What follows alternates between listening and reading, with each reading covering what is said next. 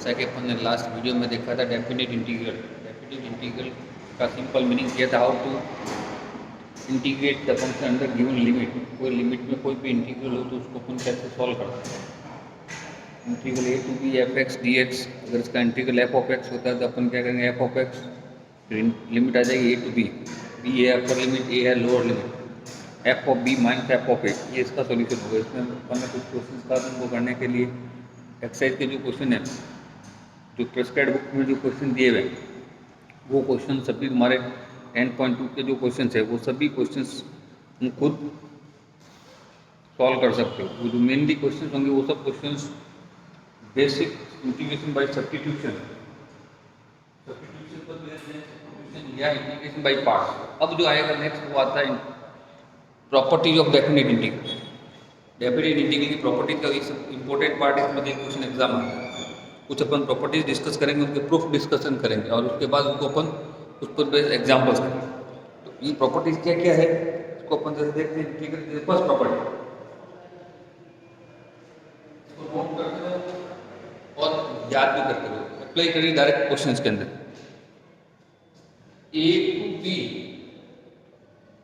F of X D x is equal to A to B F of P D. Under same limit, the value of integration of same function with different variables have same value। क्या मतलब है इसका? Left hand side suppose करो इसका integral है f of x, limit आ जाएगी a to b f of b minus f of a। इसका integral हो गया f of t a to b f of b minus f of दोनों first property.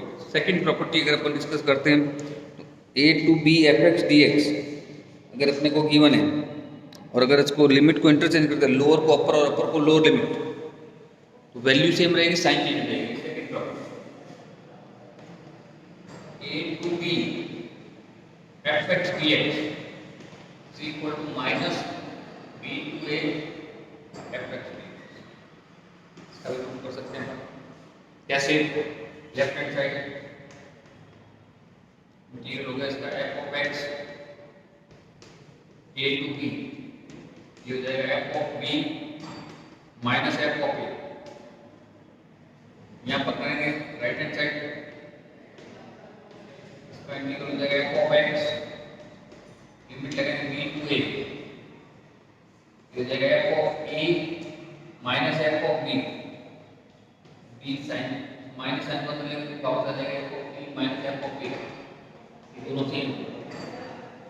इस second property, इस property को ध्यान रखना है। प्रॉपर्टी का यूज भी बहुत जगह यूज होगा हमारा। फिर आगे आता है next third property, breaking property का a to b f x D x is equal to A to c f x D x plus c to B f x D x, where c is like to a and b. So that is breaking property. अपन limit को 2, 3, 4 part में break कर सकते हैं। तो इसको जैसे अपन देखते हैं left hand side a to B f x D x, suppose the integral is f of x, limit apply करोगे f of b minus f of a। right hand side a to c f x dx, अभी c है common, दो limit में आ जाएगा c to b f x dx। अब दोनों को कोई इसका इंटीग्रल करो f of x a to c plus f of x c to b f of c minus f of a plus f of b minus f of c। Finally वापस आ गया f of b minus f of b। ये properties अपने को discuss करने के use करना होगा। इसकी एक्सटेंशन क्या है, इसको आगे एक्सटेंड करें कैसे? इसका एक्सटेंशन इस फॉर्म में, जैसे ये a to b fx dx, बस वो करते a to c1 fx dx, c1 to c2 fx dx, c2 to c3 fx dx, cn to b fx dx. End particular where c1, c2, c3, c4 up to cn lies between a and b.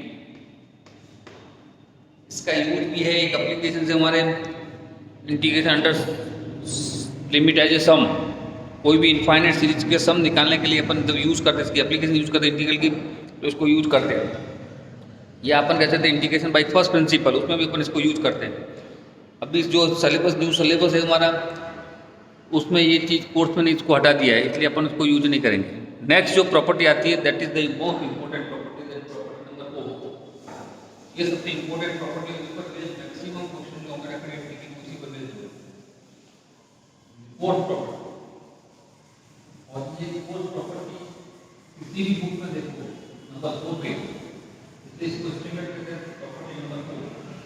मैं जो use करते हो इसे right by using fourth property. बाकी सब property को अपन आगे पीछे लिख सकते हैं, ये प्रॉपर्टी जो है फोर्थ नंबर पे कहीं भी यूज करना तो डायरेक्ट लिख सकते हैं यूज फोर्थ प्रॉपर्टी। है क्या फोर्थ प्रॉपर्टी? वो देखो फोर्थ इंपॉर्टेंट प्रॉपर्टी है 0 to a f of x dx is equal to 0 to a f of a minus x dx। 0 to a f of x dx is equal to 0 to a f of a minus x dx। या इसको ऐसे लिख सकते हैं a to b f x dx is equal to a to b f of a plus b minus x dx। ये हो जाएगी पहली बात। अब इसका प्रूफ कैसे होगा? ऐसे लिखते right hand side 0 to a f of a minus x dx। Suppose बोलो a minus x is equal to t